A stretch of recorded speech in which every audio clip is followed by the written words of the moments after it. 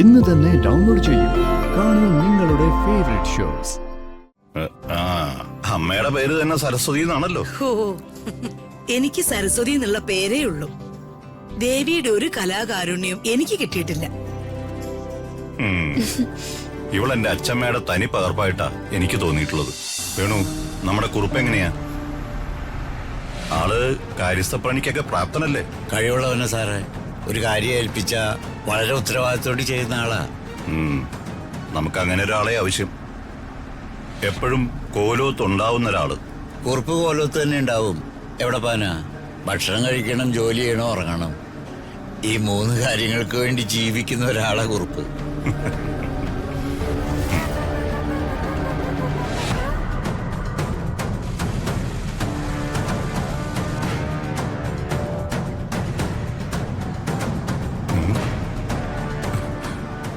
പ്രതാപനല്ലേ വരുന്നത്? അതെ. ഇവനെവിടെ പോകുന്നു? വേണു, വണ്ടി ഒന്ന് നിർത്തിക്കേ. ആ,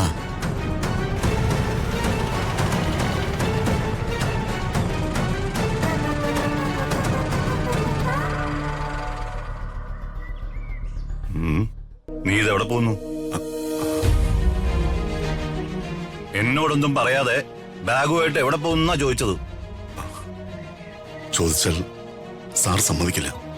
അതുകൊണ്ടാ പറയാതെ പോവാന്ന് കരുതിയത്. അതെന്താ? നിനക്ക് നല്ലത് വരുന്ന കാര്യങ്ങൾക്ക് ഞാൻ എതിര് നിൽക്കുവോ? പറയേ, നീ ബാഗൊക്കെ എടുത്ത് എങ്ങോട്ടാ? തീർത്തും അനാഥരായി പോയി ഞങ്ങൾക്ക് സാറൊരു ജീവിതം തന്നു. ഞങ്ങളെ പഠിപ്പിച്ചു. ശേഖരനെ ഇപ്പോഴും പഠിപ്പിക്കുന്നു. ഞാൻ ഇനിയും സാറിനെ ഡിപ്പെൻഡ് ചെയ്ത് ജീവിക്കുന്നത് ശരിയല്ലെന്ന് തോന്നി. ഞാൻ നിങ്ങളെ എന്തെങ്കിലും സഹായിച്ചിട്ടുണ്ടെങ്കിൽ അതൊരു ബുദ്ധിമുട്ടാണെന്ന് എനിക്ക് തോന്നിയിട്ടില്ല. ഇഷ്ടപ്പെട്ടവർക്ക് എന്തെങ്കിലും സഹായം ആവശ്യമുണ്ടെങ്കിൽ അത് ചെയ്യാതെ ജീവിക്കുന്നതിൽ എന്താ അർത്ഥമുള്ളത്? അതവിടെ നിൽക്കട്ടെ. നീ ഇപ്പൊ എവിടെ പോകുന്നു? ഞാനൊരു ജോലി അന്വേഷിച്ച് മദ്രാസിലേക്ക് പോവാ. ജോലി അന്വേഷിച്ചാൽ ഇവിടെയും കിട്ടുമായിരുന്നു. അല്ലെങ്കിൽ എന്നോട് പറയണമായിരുന്നു. അല്ല, നിന്റെ മനസ്സിൽ എന്തൊക്കെയോ ഉണ്ട്. ഒരു തീരുമാനമെടുത്ത് യാത്രയ്ക്ക് പുറപ്പെട്ട നിന്നെ ഞാനായിട്ട് വിലക്കുന്നില്ല. നീ പോയിട്ട് വാ. സാറേ, സാറിന്റെ അനുഗ്രഹം ഉണ്ടാവണം. നീ എനിക്ക് ഏറ്റവും പ്രിയപ്പെട്ടവനാ. അനുഗ്രഹം ആവോളം ഉണ്ട്. നീ പോയിട്ട് വാ.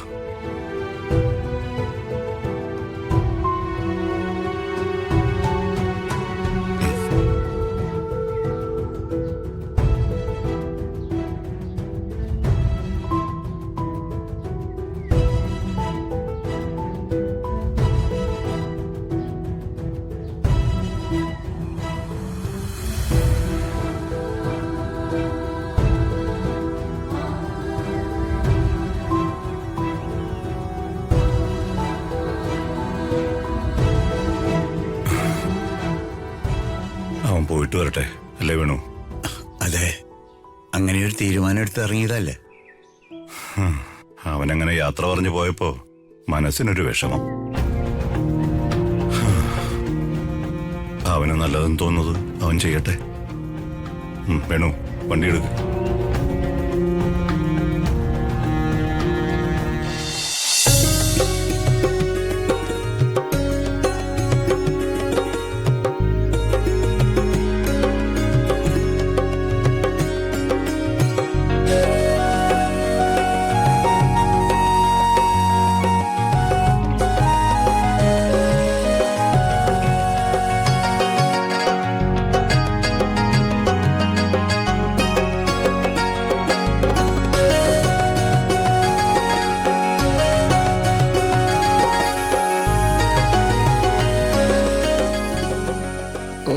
പഠിച്ചിരുന്നെങ്കിൽ ഇതിനേക്കാൾ നന്നായി ഞാൻ നൃത്തം ചെയ്യുമായിരുന്നു.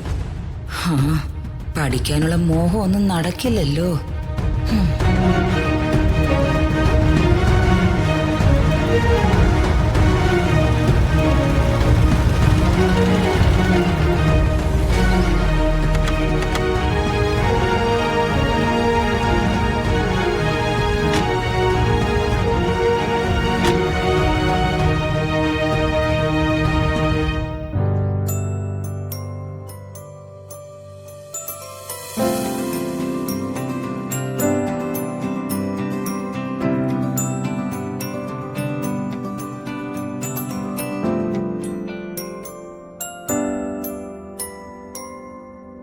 വേണ്ട വേണ്ട, നിർത്തണ്ട മോളെ.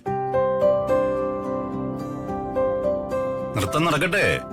മോളുടെ സർഗവാസന അച്ഛനൊന്ന് കാണട്ടെ.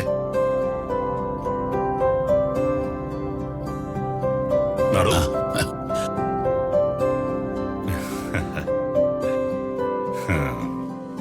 ഗംഭീരായിട്ടുണ്ട്. മോൾ ഇത്രയും മനോഹരമായിട്ട് നൃത്തം ചെയ്യുമെന്ന് അച്ഛൻ വിചാരിച്ചില്ല. സരസ്വതീവരം ആവോളം കിട്ടിയിട്ടുണ്ട്.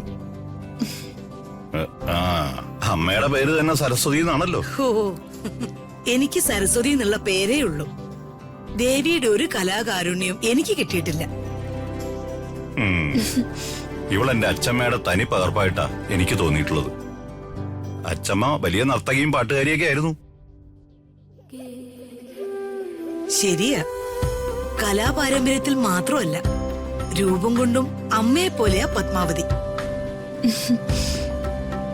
അല്ല, നമ്മൾ മാത്രം കണ്ടാ മതി നൃത്തം. ഇതിനൊരു അരങ്ങേറ്റം കുറിക്കണ്ടേ?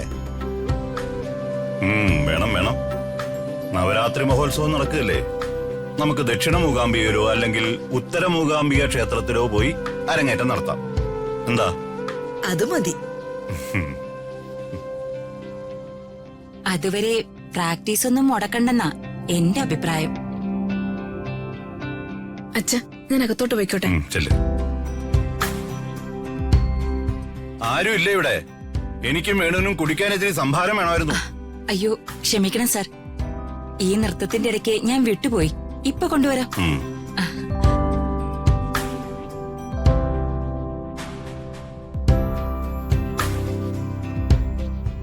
ആ, ഞാനിങ്ങനെ മനസ്സിൽ ആലോചിക്കുകയായിരുന്നു, രണ്ടുപേരെയും കണ്ടില്ലല്ലോ എന്ന്. എവിടെ ആയിരുന്നു? ഞാൻ നമ്മുടെ തോട്ടത്തിൽ തന്നെ ഉണ്ടായിരുന്നു. ജഗന്നാഥൻ കൂപ്പിന്ന് വരുന്ന വഴിയാ. എന്തായി ജഗന്നാഥ കൂപ്പിലെ കാര്യങ്ങൾ? അത് പറയാനാണ് ഞാൻ അത്യാവശ്യമായിട്ട് വന്നത്. തടികളെല്ലാം കുമിഞ്ഞുകൂടി. അത് മില്ലുകളിൽ എത്തിക്കേണ്ട സമയം കഴിഞ്ഞു. അതിന് നാളെ ഞാനും പ്രതാപനും കൂടി പെരുമ്പാവൂരേക്ക് പോകാന്ന് വിചാരിക്കുന്നു. അത് കച്ചവടമാക്കണമെങ്കിൽ പ്രതാപൻ കൂടി വേണം.